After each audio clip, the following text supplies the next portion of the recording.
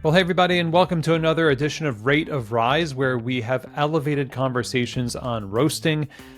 This series has been going on for quite a bit now, and we cover the craft and science and art and business of coffee roasting from different technicians to experts and business owners, etc. This is a conversation today that's going to be focusing on the transition between being an enthusiast and a professional roaster for another company and then transitioning to start one's own company. So going from the technician, the craftsperson, to the owner and founder of the business in a roasting business. So this is a great conversation for those of you who are hoping to start your own roasting operation, or even if you're a roaster right now, just learning a little bit from the perspective of somebody who is dedicated to creating a lot of impact with their roasting business by engaging direct-to-consumer relationships. Today's episode of Rate of Rise is brought to you by our friends at Mill City Roasters. I've got my Roasting 101 certificate somewhere in this office. Actually, I was up there and did the course, and I've been teaching for quite a long time, and I'll tell you something about them. Not only do they make quality roasting equipment, and that's kind of an understatement, like maybe just put a capital Q there, roasting equipment that is just top of the line, but they also have amazing technical support across their entire product line. They host very, very good classes, as I was just saying, really focusing on the essentials that will help you run a great roasting business and roast great coffee. So both of those things, right? One and the other, the two sides of the same coin. That's what drives them. That's something that I think you should use as inspiration to reach out. Go to the website, millcityroasters.com. Check them out today. So today's guest is Alex Jacob, who is the founder of Vital Coffee Roasters, and he is also the head roaster for Ascension Coffee Roasters and is a 2025 fellow with the Chain Collaborative. He holds 2 master's degrees in public health and public administration. He's a licensed Q grader. He has a passion for coffee that began as a hobby, and it developed into positions of a barista, roasting assistant, head roaster, and it was his desire to combine his passions for community impact and coffee that eventually led him to change careers and leave the world of healthcare and fully pursue coffee. So Alex's aspirations have had him seeking ways to better understand the coffee supply chain and how to use coffee as a method of impact. And he is a big advocate for continual learning. Today's episode is going to focus on his story and evolution in coffee, and specifically, why I brought Alex in is because of his dedication to using coffee for impact and going from the position of head roaster and roaster for another company, and then taking what he's learned over those years and starting his own business. This is the entrepreneurial dream, right? You work for a while, you get to know the industry, you've got ideas, you start to say, here's what I think I can do with coffee. I gain confidence, and now I want to start my own thing. And that's why Alex started Vital Coffee Roasters. So this is how our conversation goes today. And there's a lot of other input that Alex has about, personal challenges and overcoming, imposter syndrome and, rising up to challenges that come with not only just learning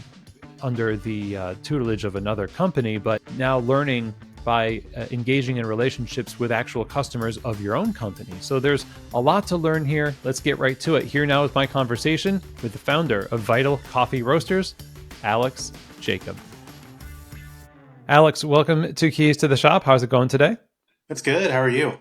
Doing great. Yeah, I'm glad to have you on the show. And, this, special episode that we premiere, or not premiere, but we put out, the Rate of Rise series, we love to focus on roasting. And we want to kind of discuss your story in roasting and entrepreneurship in the course of your experience in roasting. So I'm excited to learn a little bit about how you came to this world. So it's maybe a great place to start. And that is, what caught your eye about the coffee industry? What got you involved as a professional, in the business of coffee? Yeah, well, happy to be here. It's always a pleasure. I always enjoy listening to episodes, so it's kind of cool to be on the other side. But yeah, I mean, my journey into coffee was kind of interesting. I started while in graduate school as really a hobbyist. I needed a place to study, so I would frequent a coffee shop over in West Texas, which is where I went to school. And I kept going every single week to study, but they would hold public cuppings every week. So I would go, and I went every single week for, maybe a year and a half. And it got to the point where they were like, dude, you're here all the time. Why don't we just hire you? You know the cuppings enough. We'll just have you run it. They did it in the middle of their day at the cafe, and so they would get busy, and from time to time I would help out, and yeah, that eventually led into a job. They were more than willing to work around my crazy graduate school schedule, and ended up working as a barista. And my background's in biochemistry, and so that's what eventually took me to their roastery. Just that the idea of science and involved in the craft was really, really intriguing, and so I would just go and same thing, ask all the annoying questions, and they put up with me. And so I did that for a while, worked behind the bar, worked as a roaster for a little bit. I eventually graduated and then moved back to Dallas, where I'm originally from. And I graduated, and my intention was to get into healthcare. That was what I spent the last 7 years doing. That's what I went to grad school for. It's why I did my undergrad in biochem. And just kind of as I was working in the cafe, I just fell in love with the idea of coffee, fell in love with the community, and knew at some point that's what I wanted to do. Maybe a retirement plan, or really at some point I was going to be in coffee. So graduated and just had this time where I realized the industry I was going into didn't really meet everything I was looking for. And I kind of had this moment where I sat down and had to reevaluate what I enjoyed, why I enjoyed certain things. And I spent a good year just kind of answering those questions. And eventually it came to the point where I was like, I think coffee has all these different things. And I was able to kind of marry my passion for community impact and serving others with this opportunity that coffee brought. And so I left healthcare and decided I needed to learn more about coffee, and found an opening at Ascension Coffee Roasters in Dallas and started there in their roastery. And I've kind of been there and been involved with them ever since, pretty much, even to this day. So Oh, wow. Yeah, even when you're running your own business. yeah, they've been great. So I do, on top of the work I do at Vital, I continue to work with Ascension, helping with some green sourcing and head roasting duties there as well, which I travel pretty much every week doing that. So from Arkansas to Texas, and it's not horrible. It's not a horrible drive, and the people there are phenomenal, and so it makes it all worth it to have that community as well. Nice. Well, speaking of ascension, how did you ascend in your career of or understanding of the science of roasting as you worked in it? So you really appreciated coffee, you got professionally involved, you applied your scientific mind to the process, doing it and doing it over and over again brings a certain kind of knowledge that studying it may or may not bring. Did you find that to be true? And where did you begin to see yourself as being not just competent, but a little bit more like, I mean, I won't say master, but more like I can really call my shots here. For me, it was a lot of, I mean, it was a mix. I think it's really important to find different avenues of education. For me, obviously, I mean, I spent a lot of time at the university level learning, so book knowledge is big. But then also talking with people, finding that community, that group, pulling from blogs or YouTube videos, but then finding ways to apply what I've learned. And with roasting, I mean, some of it is experimental. My time at Ascension allowed me to kind of do a little bit more experimenting with profiles and things like that, and really kind of honing my skills, figuring out what works, tasting what doesn't work. I mean, I'm a huge proponent of taste everything because otherwise you don't know. And yeah, it was a lot of trial and error. And I think applying my scientific background to it gave me a better understanding when I started, kind of understanding of what was going on and why. And then also piqued my interest to seek out other opportunities to learn and grow. And, eventually got to the point where I felt comfortable. I think anytime you're in that position, there is a hesitation. And eventually comes to the point where you either feel confident or you're kind of forced to be confident about it, where it's like, all right, it's all you. And then it all kind of just grew from there. So, I like being forced to be confident, which means you kind of have to trust that you've got at least some of what it takes to make the calls.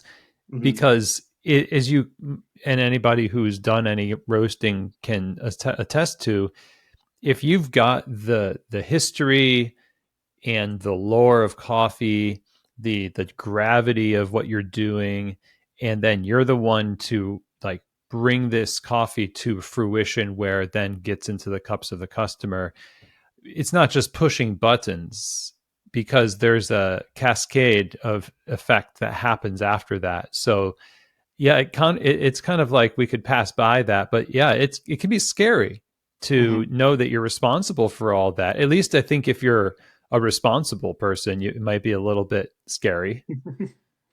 Yeah, I think even now, I mean, to say that that fear or, being scared has gone away would, I mean, it is, but anytime you get a new coffee, I mean, I remember a time where we got some, it's crazy micro lot, and I mean, one batch of that in the roaster was pretty pricey, and so I was like, all Hmm. right, well, here's part of my paycheck. I mean, here we go. Let's see what happens. But I think you can rely on your past experiences, and then also having an environment where they're willing to understand. They're more uplifting. You don't have to fear that if something goes wrong, something bad's going to happen to you, right? I think our environment supports us as well, whether it's good or bad.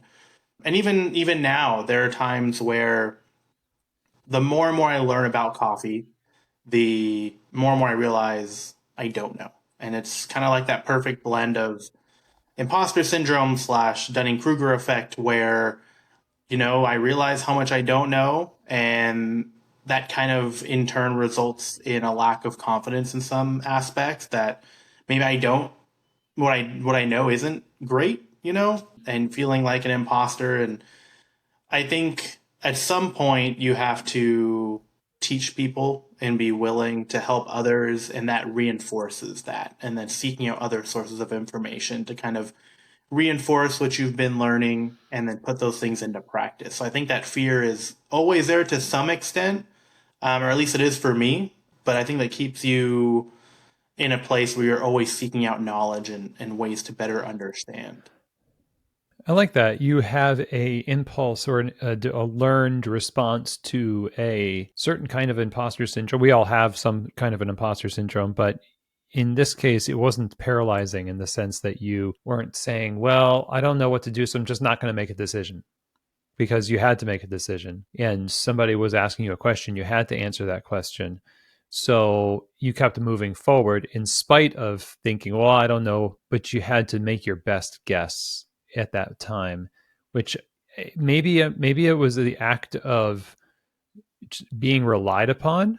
You tell me, that eventually gave you some level of permanent confidence that's not hubris, but just truly you knew what you were doing because it's been tested by, you know, observation that resulted in something good, or you taught people and you saw the effect it had on them and it was a positive effect.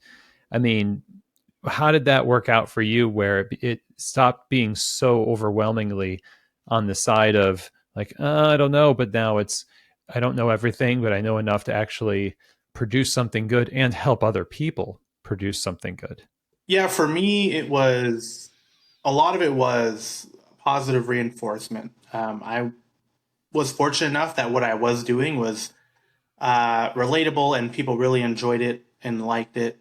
and we would throw it on the cupping table. And when there was something off or something wrong, I kind of had a plan or strategy to fix it, or I was helped in that process. I think the first time I started roasting, I was kind of shadowing the previous roaster at that time, and they got an email or something, and they were answering it, and you know, turnaround happened. We were coming in, an adjustment was about to start. It was needed to happen, and I was like, hey, what? This is the plan. This is what I think we need to do.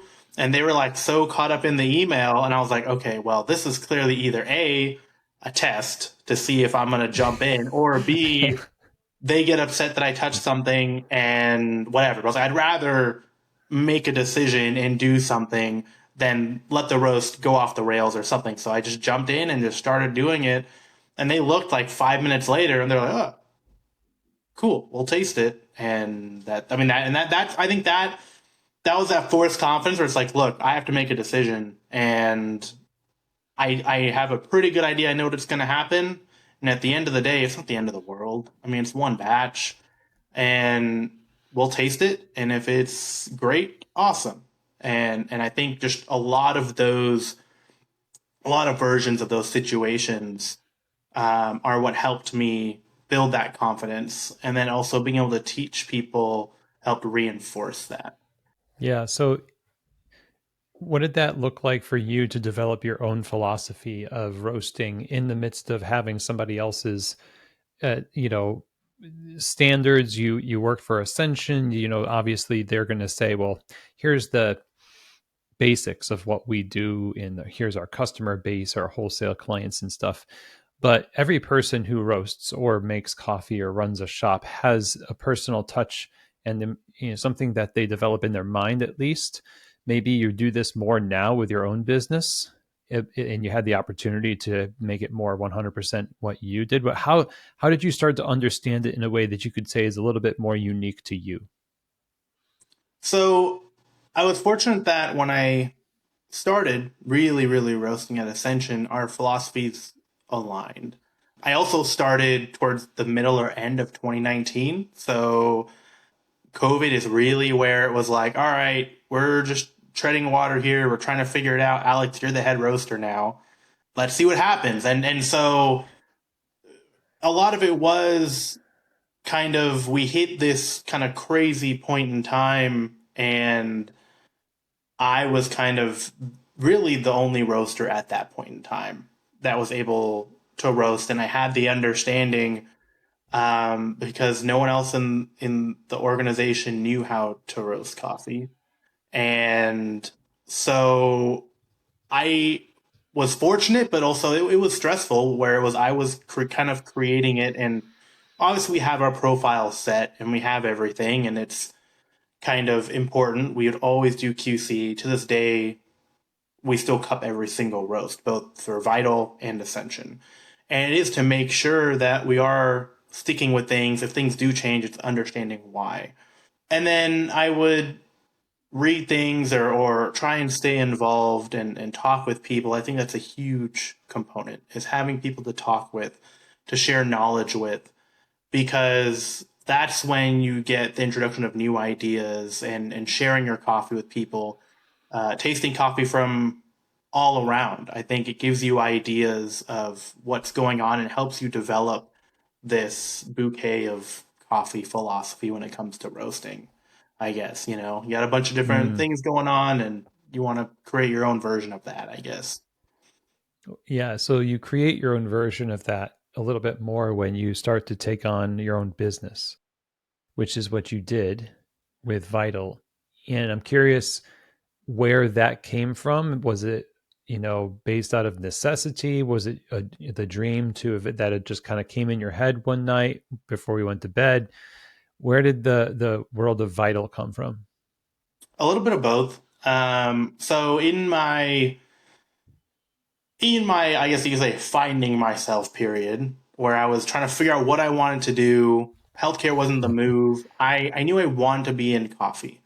And I honestly, during that time period, would spend my weekends going out to parks.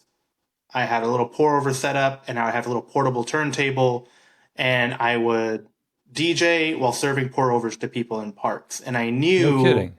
yeah, that's essentially, that's technically how Vital started. So if you go on our Instagram and scroll all the way down, you might see little snippets of it. But that's how Vital kind of started. I wanted to be involved. I wanted to get people out. I wanted to be involved in the community. And I knew I wanted to be in coffee. Now, fast forward a few years later, I knew that if I started something, I wanted to kind of have impact or community impact kind of at the forefront. And, it came a time where I got married. My wife was a professor and I wanted her to stay in her position. So I guess I was moving. So I moved over to Arkansas. And at that point, I was like, look, I can either struggle by getting back into healthcare, or I can struggle on my own terms and start this thing that I created. And so I took all my notes down. Funny enough, I wrote a lot of these notes and information on what I wanted to create while staying over at one of my cousin's places in Houston. So going back to SCA was kind of a cool time for me, kind of revisiting a lot of those shops. But I took all these notes down and I kind of read through it, and it gave me kind of the mission of what I wanted Vital to be, which was to Yeah. play a vital role in the community and lives of those that we serve so that they may go on and impact all of those that they encounter. So there is this positive ripple effect that I knew I wanted to implement. And it was kind of like that forced option of, hey, you're moving. And I figured if I'm going to struggle, I'm going to do it on my own terms and I'm going to figure it out. And yeah, that's essentially how Vital became official, was a result of that almost forced situation. Um, and it was a mix of feeling prepared, but at the same time, I had never done this before. Um, so nervous and confident all at the same time. Yeah, but yeah, and you're familiar with those emotions, from starting to roast and everything else, but now it's personal. Yeah. Yeah. And I still had support, as I said. I mean, I was still working with Ascension. So I think one of the hardest things I realized when it came to starting my own thing was the level of isolation. We moved to an area that isn't the most populated when it comes to specialty coffee. Yeah. And so having those conversations are, as I'm sure you would agree, are some of the most interesting and fun parts. It's talking about coffee, talking about things around coffee. And I think that for me, it feeds a lot of learning and excitement. And so when you're on Yeah. your own, especially in an organization where you are the owner employee, there is no one to bounce ideas off of. I mean, I can talk to my wife, but I mean, there's only so much she can take. So I think that time and my work with Essential allowed that feedback. Me reaching out to people on social media or whatever, it allowed me to continue growing and learning while also being on my own. And I think had I not had that, it would have been a lot more difficult. So you talked about doing this on your own terms. And I've heard this recently from friends of mine who have started their own businesses that say, the difference is you kind of choose the problems or you choose the hard that you want when you're doing your own business, which is kind of a cool thing. And sometimes you would say, well, I chose this and therefore I chose my hard, because some things are just kind of out of left field. They're not, it's not like you actually chose it on a multiple choice sheet, but you're reasonably confident that the type of person you became through being a coffee professional can handle this stuff. But you started back at the very beginning of what it looks like to start a business, that park with pour overs and music is, we've had people on the show that started on the sidewalk with a folding table. You're in a park with a folding table, but the vision is there. and now it's a business, and now it's not just about the coffee at that point, because you've got to have a vision beyond the folding table, so to speak. So, and if you want to make an impact, it has to grow beyond that. So how did you grow now in the business part of coffee, where you no doubt are able to be a roaster and cupper, green buyer, all of those things, but now putting it together in a way where you can continue doing that over and over again means you have to have a solid business. What are the things you learned about that when you started Vital? So honestly, a lot of what I implemented at Vital came from my exposures and understanding of past roasteries or cafes. I kind of had this end goal, obviously. So Vital is set up as kind of that social enterprise style of organization where our purpose is obviously to earn a profit, but at the same time, our focus is to serve as a point of impact. And so a lot of our profits do go towards impact initiatives, and that handicaps things. And so I think really it's strategically figuring out who your partners are, and planning through your your what you do. Um, and so when I say a lot of what I learned and implemented is from other cafes and roasteries, it was I knew I wanted to have some sort of consistency as far as income goes from a business standpoint. So I really focused on subscription services and some wholesale accounts. So things that I knew would reliably have income coming in so that I could apply those funds and things I've earned and made to these impact initiatives. And so for me, it was all about reliability. Vital was set up also as kind of like a safety net. I didn't know exactly where we were going to go, if we were going to stay in Arkansas, if we were going to move back to Dallas, if we were going to move somewhere else in the country. And so for me, the most important thing was to have some level of consistency and awareness around what Vital is. And so that's why I focus strictly on the subscription services, that monthly income, and then also wholesale, where I knew other businesses were going to rely on me to serve them and to serve their coffee program. And so Vital kind of grew from that, as opposed to just kind of um, more of a cafe model, Mm-hmm. really kind of limiting um, our overhead costs by really being direct to consumer, online only type of model that focuses on consistency, month to month income. Can you say what are the vital tools that you used in your learning, taking from your experience in roasteries, applying it to your business? Is it inventory, customer relationship management software, frequency of contact and reach out and out, that kind of thing for getting your wholesale clients? What are the tools that you thought, hey, if I was going to do this over again, these have to be the tools that I use, and I would use them over and over again to get me to that place of consistency of business that I did get to? It was really a lot of face to face meetings. I think one of the hardest things about not having a brick and mortar or in person interaction is building those relationships. So kind of going back to how it all started, going to parks, going to events, setting up meetings with people. I'm fortunate that I'm in an area that has a lot of consignment shops. And so a lot of small businesses can come together, put on an event for, at really affordable prices. And so that's what I would do every week or so. I would have an event, free cuppings, free tastings, really building that face to face. Obviously, your farmers markets, things like that, to kind of invite collaboration or invite interaction. And that's really where I've seen the biggest growth and understanding of what Vital is in my community.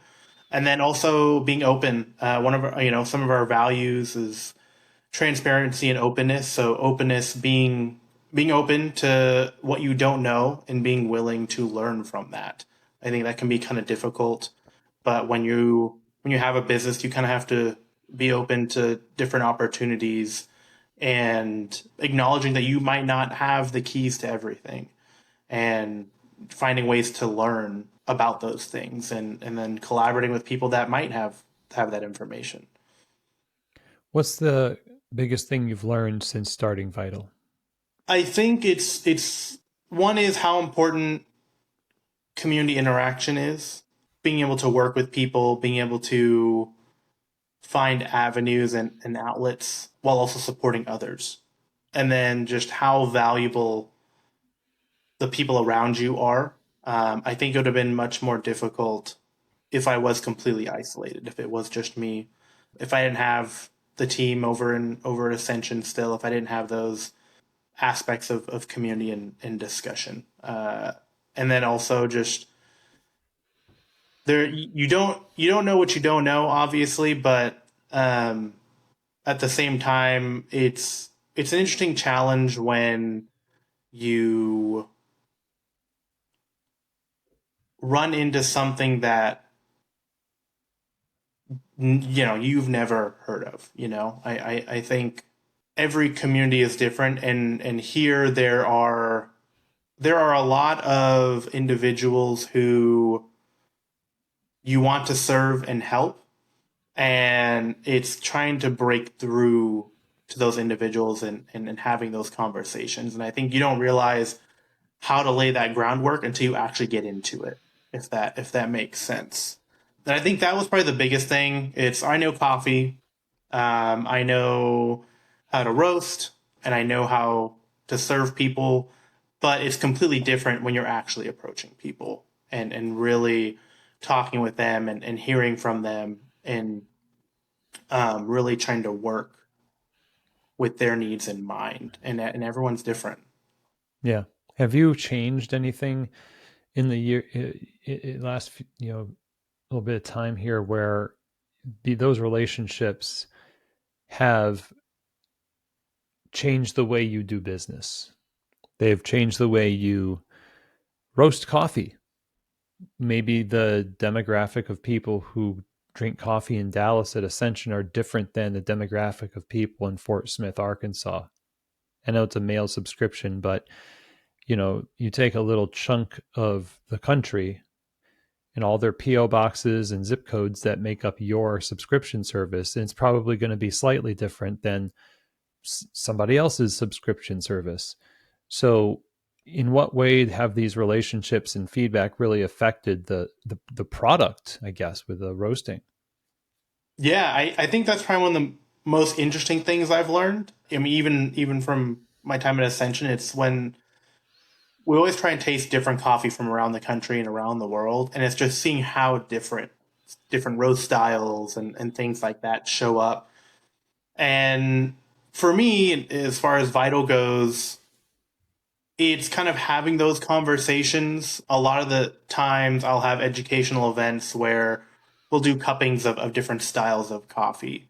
And as I learned from those events, it was people might have their preferences, and it's important to kind of share your version of that, if that makes sense. So I was talking with the guest, and they love their dark roasts, and they brought it to me. We tasted it, and I kind of showed them my version of a dark roast, still highlighting these certain flavor aspects of the coffee and kind of explaining my process of why I did this in my roasting. And they liked it, they enjoyed it, they got a bag, so that was really cool. But I think recognizing that there are differences while still staying true to the reason why you do things. Yes. Okay. So, staying true to the reason why you do them, and you're acknowledging the taste of the consumer, and it sounds like you were curious enough to say, not say, I'm here, I'm going to educate you into my comfort zone. I'm going to actually find something within my lineup that fits with what you currently like, and you happen to already have a version of a dark roast on hand, which could be considered your dark roast. And I think that speaks a lot to maturity in the industry, right? Where it doesn't feel like you're on this mission to, mold people so much as to serve them.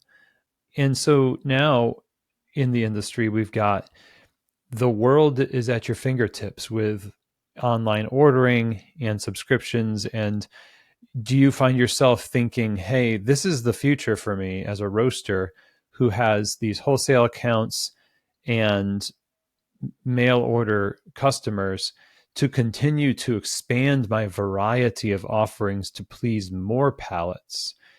Or do you say, hey, I've expanded to the level I feel comfortable, because anything beyond that would feel like a moral injury?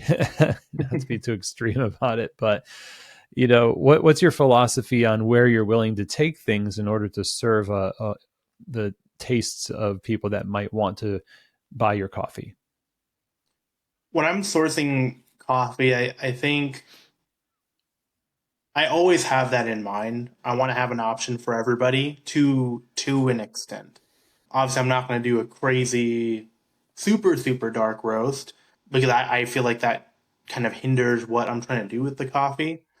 But at the same time, having an offering that highlights those notes, highlights those 90% dark cocoa, flavors or whatever have you. I think you can do both, and that's how I've always approached it. And obviously, you can't have something for everybody. I think if you try to do that, you end up running too thin and hurting yourself at some point. So I've always had that in mind. I mean, in talks with family, I mean, there's always that. Well, I add cream and sugar to my coffee, and I'm like, look, cream and sugar tastes good in coffee. Like that's why there's lattes. That's why there's flavored drinks. I mean, while 99% of what I drink is usually just a pour over, I can acknowledge that it does taste good. Yeah. And so I think having an offering for those people is important. We're not trying to necessarily convert everybody. We're just trying to meet them where they're at. And hopefully they'll be open and willing to trying other things. And I think by building that trust, by having multiple offerings, can hopefully build a good relationship. What's the biggest difference between who you are now as the owner of a business and who you were when you were first beginning to work in a coffee business? I think I have felt more confident since when I started. Fresh barista, fresh cupper, fresh roaster, and understanding and being willing to learn and grow.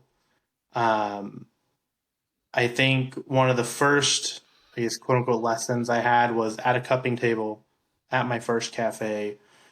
And I was like, well, I don't, and I'm, people do this. I still see it, and it's natural. It's like, oh, I don't know. I think I taste this. I don't want to say. And they were just like, no, Alex, say it. It doesn't matter. Just say it. You got to be confident when you're on the table. And I was like, okay. And, and over time, I think it's those simple things that you can build off of. And so that's probably the biggest difference. And then also understanding that we're here to meet people where they're at. The first question I was always taught to ask behind bar is when someone comes in, it's how do you take your coffee? Trying to understand if they prefer cream and sugar, well, we have something for you. Or if you just like it black and you want to be really adventurous, we have something for you as well. I think those are two important things that I've learned and kind of added and build on. That's a lot of what customers really like to see. And what they hope an operator will have is a reasonable level of confidence. Like, you don't go to a auto mechanic and have them say, well, the more I learn about cars, the more I don't know. And I don't know, just maybe it's this. They have some confidence. They're going to explore it, and after a while, you want somebody who has some expertise and is comfortable taking that decision making stance on your behalf because that's what you're paying them to do. And now, with that confidence, you can feel good about representing the coffee the way that you do now because all the pressure that was on you with the background of coffee and all the money tied up in that roaster, it must feel as though it's not a lack of meaning. It's more like that it's going to go well and that it's going to accomplish the mission that it was grown for under your watch in your business. Do you feel like that? I think, I mean, that was always the intention, was to grow with that mission and those ideas in mind. Um, and so that's what I've tried to do. I've been fortunate to be in a position that has allowed me to be a little bit more picky as I navigate the business owner world to ensure that the things I do align with that. Yeah, good. So let's. I'd love for you to answer this question on behalf of people who, for the most part, I'd say entrepreneurs in this space, especially in the roasting world, tend to kind of follow a similar track. And I can, off the top of my head, there's a lot of people I could name that go through the small batch roasting, farmers market, direct to consumer, and eventually they trade that in for something, or maybe they don't. Maybe they just grow that, right? But they're becoming more knowledgeable about three things: that is coffee, the roasting process, right, and everything else related to it, business, and themselves. And so, if you would grace us with some final wisdom here of how would you advise these folks as they navigate those areas to be able to do so gracefully, learn the lessons well, and kind of grow in the process? Yeah, I mean, obviously, I can only speak from my own personal experience and what I've learned Mm-hmm. and what has helped me. But for me, it's finding that community and being open to learning. Those for me have been the key as I've grown and kind of walked these steps.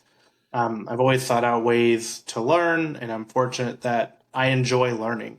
Obviously, I spend a lot of time doing that, but I seek out ways to continue to do that. Hopefully, one day I'll take a class at A&M, to learn more about coffee. I'm currently working with the Chain Collaborative to learn more about supply chain and sustainability and understanding how we can impact communities. And so I'm always seeking that out, and I think that's important.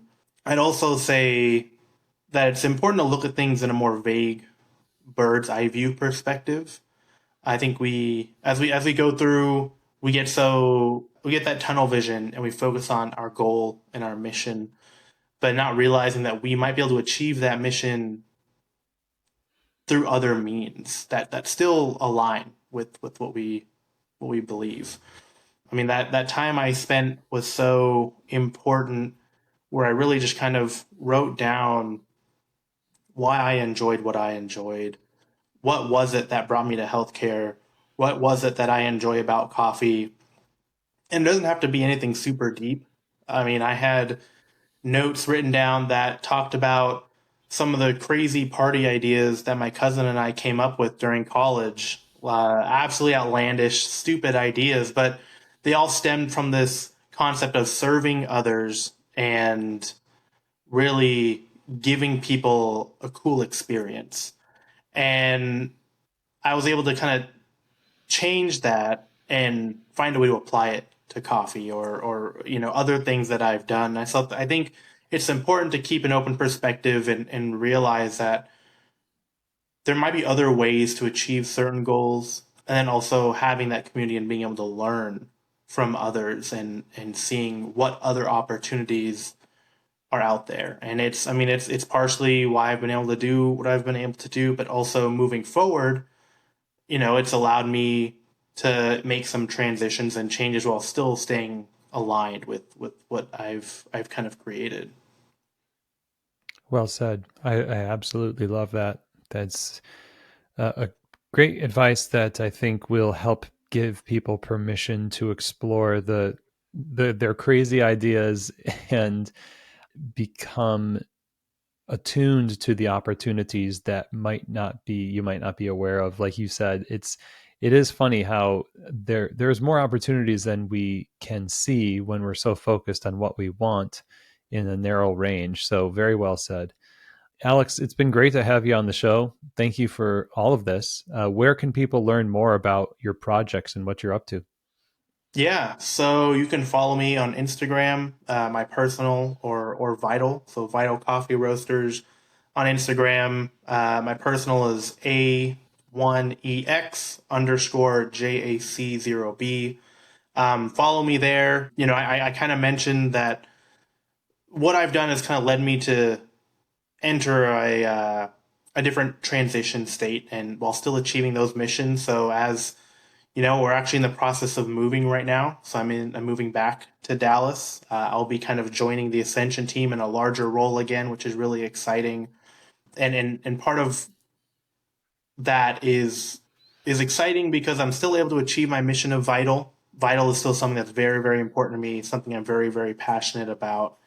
And there's a lot of opportunity to still work through that mission at Ascension, and it's really exciting. And the way I look at it is, at the end of the day, when I've roasted my last batch, I want to be able to look back and say that I've created or been a part of creating something that continues to create a lasting impact. So follow me on both of those socials, and stay up to date. Follow Ascension Coffee Roasters as well, and I'd love to chat. People are more than welcome to reach out to me and talk. And if I can help in any way, definitely let me know. Awesome. Thanks again, Alex. Great to talk to you. Yeah, thanks. Well, hey, everybody. I hope that you enjoyed that conversation with Alex. And, you know, one of the big takeaways here, of course, is the idea that you can give yourself permission to explore the opportunities that your life in coffee presents to you to do the next thing that may feel a little bit scary. It might be a challenge, but you need to make that decision, even if you feel a little imposter syndrome, even if you have some challenges. But start small. Start from the ground floor and build up from there. If you've built up some competency and some confidence elsewhere, you'll be surprised at how effective you are in building your own business. And if you're not building your own business and you just want to make wherever you're working right now better, the same thing applies. That kind of an ethic to pursue learning from lots of different sources, to keep a big picture view so that you are able to take input from lots of different areas, whether it's from customers or coworkers or other companies. This is the kind of stuff that really builds the industry and is the social aspect of the work that has inspired and really helped shape what Alex does in his coffee pursuits. So thanks big time to Alex Jacob for being on the show. If you want to keep in touch with all he's doing, you can find all the links in the show notes on Instagram. Mainly check out at Vital Coffee Roasters. Again, great to have you on the show, Alex. Now, if you have any questions about today's episode or feedback or anything, just want to get in touch with me, it's just chris@keystotheshop.com. I look forward to hearing from you. And don't forget to check out our sponsor today, the wonderful company for coffee roasting equipment and education on roasting and roasting business, millcityroasters.com. And with that, I say goodbye. Thanks to everybody. And I hope that this episode has truly given you keys to the shop.